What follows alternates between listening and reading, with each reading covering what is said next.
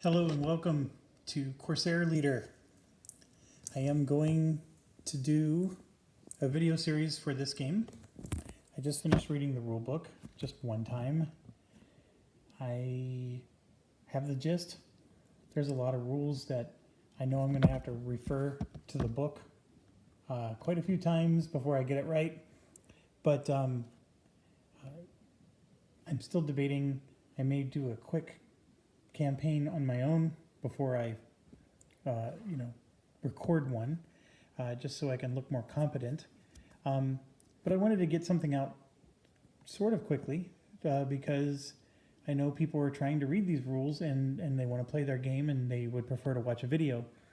But anyways, the big thing here is if you've played Hornet Leader, there's a lot you're going to already understand. And I have a Hornet Leader series I just finished, and it's there for folks to watch if they want to learn some of that. This game is best described in comparison to Hornet Leader, which I know frustrates the people who've never played Hornet Leader. The rules are easier explained. If you've never played Hornet Leader at all, it's easier to just start a campaign and explain the rules as we go. But for those of you that are trying to jump in and you're familiar with other leader games,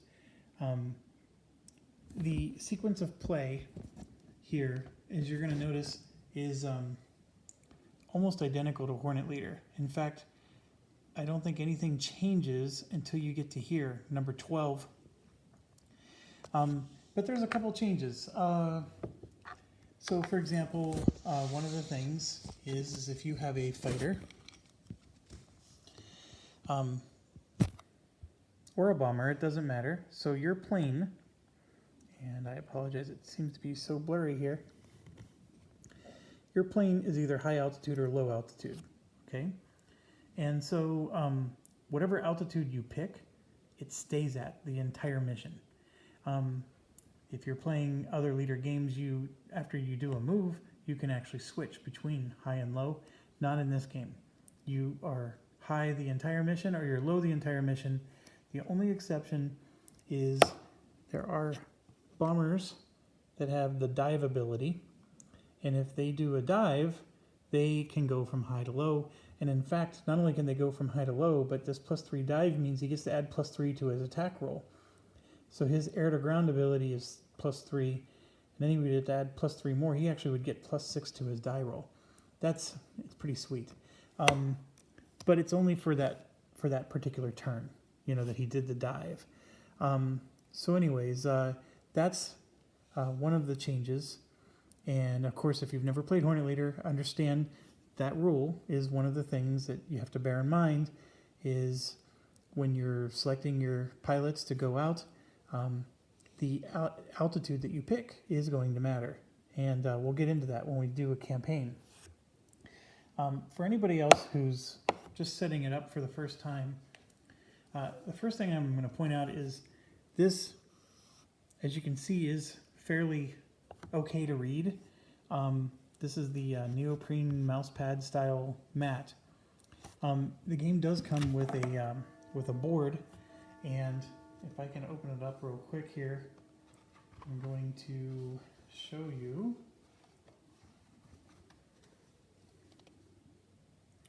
So compare the two, and you'll see, without the glare, of course, you'll see that the board is much more pronounced. So you may not want to use the pad if you're having a hard time reading it. Even from a video perspective, look how much more pronounced the board is. That is much more crisp and clear to read. So that's one thing I noticed. Otherwise, they're both identical. And so when you're setting up, or punching your pieces and sorting everything, you're going to want to sort everything by its type. So for example, these are the Hellcats, these are the Wildcats. Every pilot is going to have a name on the top, and you have to have 3 cards for each pilot. Okay? They're going to have different skill levels, and so depending on this is like an RPG, so they're going to gain experience points, go up levels. So So as they go up levels, you're going to use these different card faces, and they're double-sided because there's actually 6 different skill levels that you can have throughout the course of the game. So whatever skill level this Buckeye Reese guy is, you would just promote him and flip to the card, and then I just keep the other 2 cards right below him, and then that's my pilot that's active. And then if he gets promoted, I just move to the next promotion level, and then it's like that. So you're always wanting to keep these 3 cards together. You know, this is basically one pilot in the game, and you want to keep all the Hellcats together. And then just to go through real quick, I have Wildcats, Devastators, Avengers, Helldivers, Dauntless, Buffaloes, and then a giant stack of Corsairs. A lot of them are, oh, and then another important thing. If you see this little K number, these are Kickstarter backers. So I think, I don't know for sure, that the Kickstarter backers got to put their name on here. So this is a real person somewhere in the world who backed this game and helped bring it to life. I'm a Kickstarter backer, but I think it was an extra. You had to pay extra to be able to do this, and I'm not in here. But I did want to point out that one of my guys is that he's actually, I'll find it later. But one of my subscribers, actually one of the first subscribers I ever had, is in this game. So his name is Tom, and I don't know how to pronounce his last name, Konzel, I think it is. And I'm going to make sure I'm going to try to make sure I can use him. I don't know if I can. And I think he's in this part. Right there he is. So big shout out to Tom. Thank you for being one of my first supporters and subscribers. Nobody's supporting me. But anyways, that's Tom. And he's somebody I actually personally know. So it's pretty neat that they're in the game. And in case some of you didn't notice, this is Sarah from DVG. That's her last name. I think there's a lot of that, like some of the QA testers for DVGs in here. So there's a lot of cool little Easter eggs like that. So anyways, there's a huge stack of Corsairs. And then, you know, keep going. Now this is a different stack of Corsairs. These are what came in an expansion pack called Corsair Leader Aces. And they're a very interesting rule set, but it's its own deck of cards, so don't mix these in with everything else. They need to stay separate. So even though this is a Corsair, just like the other ones, it'll have a picture of a pilot here like this. Keep these separate. They are special cards. They do add some interesting twists to the game. I'm actually very intrigued to try one, but yeah, don't mix them in with everything else. All right, so we have like Vindicator, and then we have the B-25 Mitchells. I do have 2 issues with my components, and I verified one of them is unique to just my copy. So, for example, I only have 2 Tiny Cherries. I'm missing the 3rd card. And I did verify that other users have all 3 cards, so this is just unique to me. But the one that I haven't received verification on is this one. Garcia here has his 3 cards, as you can see, but his veteran card, if you flip it over to his legendary side, look, his name is Harris. So it's Garcia on this side, Harris on that side. So that's a print error. I don't know if that's for every copy of the game, including yours, or if it's just for mine. That's a minor issue. As long as it says Garcia on one side, I'm keeping these 3 cards together. It's not too big a deal. Completely missing one of my Tiny Cherry cards. Yeah, that one's a bigger deal. Okay, and then you're also going to have the P-38 Lightnings and the P-40 Warhawks. Now, you're going to have event cards here. These will be shuffled a lot, so I recommend sleeving them like I did there. And then you're going to have target cards. I recommend sleeving these as well. They do get shuffled, but do not shuffle them yet. Keep them in exact order. So I have 1, then 2, and so forth. Keep them in chronological order. Because what you're going to do is when you start a mission, sorry, I'm getting ready to lose my cards here. When you start a mission, see all these numbers on the campaign sheet? So this is a campaign sheet. If I do this mission, by the way, this is going to be the introductory mission we're going to do. So it's the easiest one in the game. See all these little numbers here? Every number you see is a target card. So I'm going to go through this target deck over here and pull out every one that matches a number. So this is not going to be the entire target deck. It's going to be a subset. And these are going to be the targets for this game. And so if I do a different mission, I may have a different set of targets. Okay? You know, these lines will mean something. We'll get into that later, but it's basically your stress levels. So to do missions and go after targets that are here, it's lower stress. If you're going after targets here, it's deep in enemy lines. So you're going to experience more stress, you know, doing deeper targets. The other thing that you're going to need to do is these red tokens are bandit sheets, or bandit tokens. And there's quite a few different kinds, and you don't want to mix them all together. What you want to do is you want to look at every one of them and see how it says 1945 right here. See that 45? And then there's other ones that'll say 42. You want to separate those. Now, it's always the airplane side. Always look at the airplane side. The other side won't have anything written on it. You know, it may even have you know, something on that side, but it's not going to tell you what year. It's always the airplane side. And I promise I'm not going to mention Hornet Leader too much, but those of you who play Hornet Leader, you're familiar with the no bandit draws. So if I drew this, it would mean that I don't have a bandit. And you might be wondering, well, why is there a picture of a plane if there's no bandit?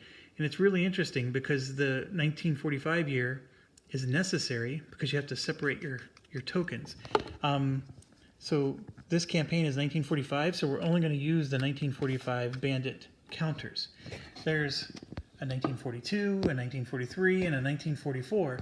We're not using any of those bandit counters. We're only using the 45 bandit counters, okay? So that's the first reason that you'll see a picture of a plane even though it says no bandit. The second reason is you can see here it says this is a KI-43, there's a KI-61, and then this is a 0, you know, etc.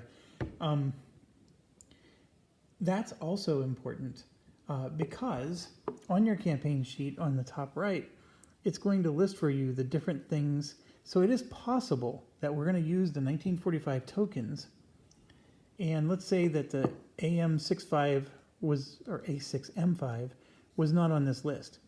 Then I would have to go through these tokens and take out every A6M5, and that's actually out of this game. So I would take those out of the game and then use whatever's left. Okay? I'm not sure if there's anything in here that is to be taken out for this mission. I think this is a comprehensive list. I think we really will be, this will be my bandit cup.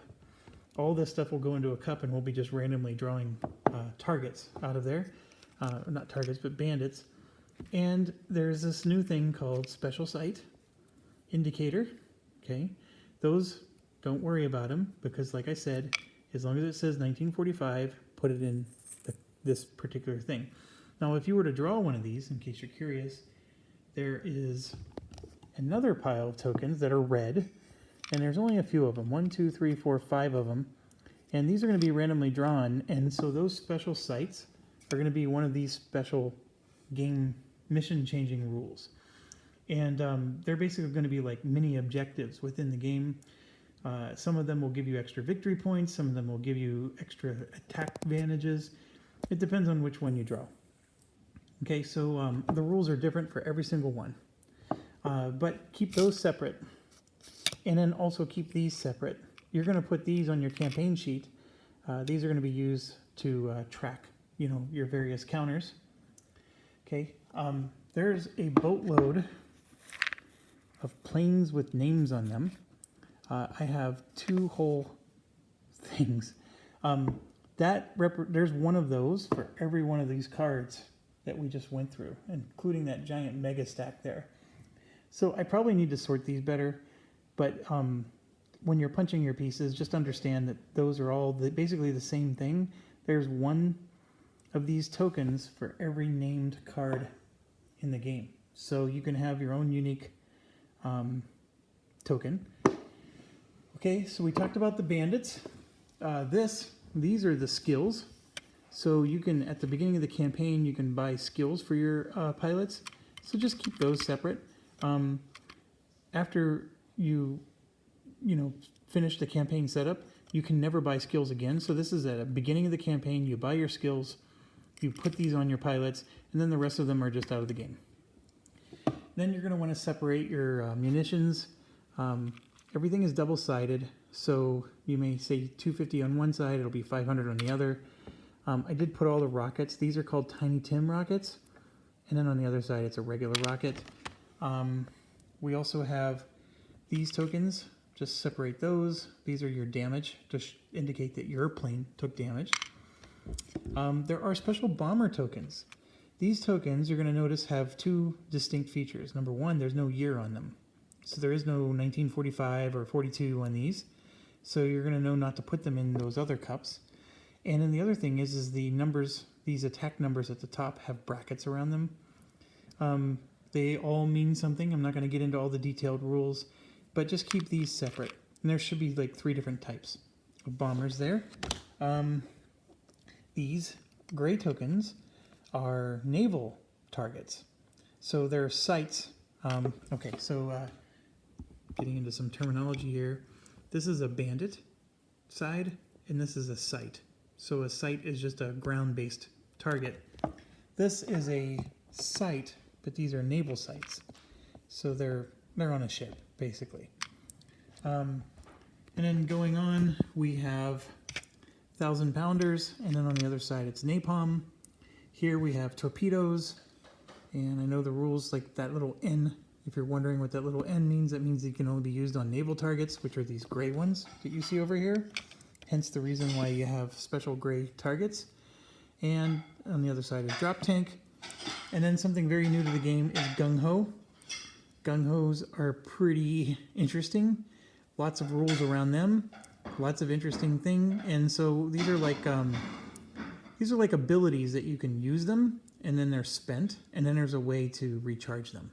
And I won't get into all the rules there. So once you do that, you set up your game and get everything in place. I will point out that I keep all my leader game stuff that's common supplies. So like these are damage tokens, and I have damage tokens from every leader game I own, all mixed together.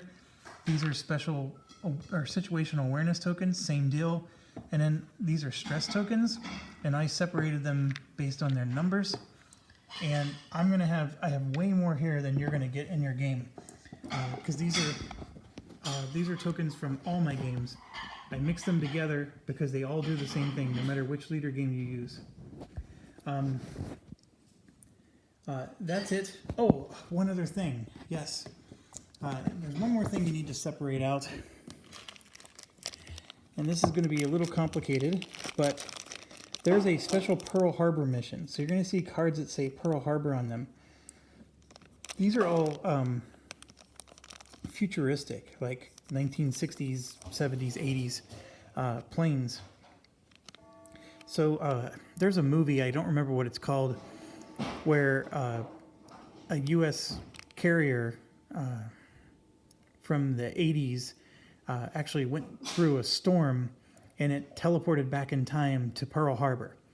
And so there was actual like jet planes and whatnot, and they had advanced radar, and they had an opportunity to potentially change history, right, and intercept the Japanese fleet before it bombed Pearl Harbor.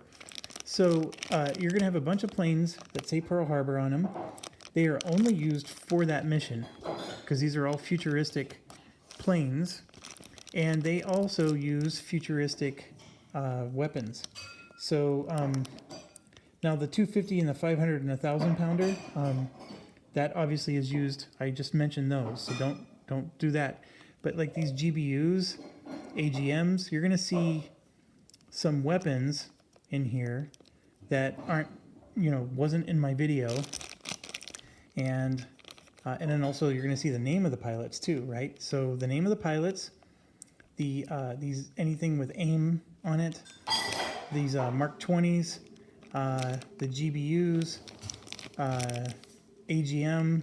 These are all advanced weapons.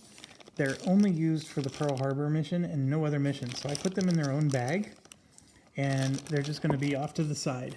Because really, when you play this game, any of the other campaigns or missions, you're not going to use those.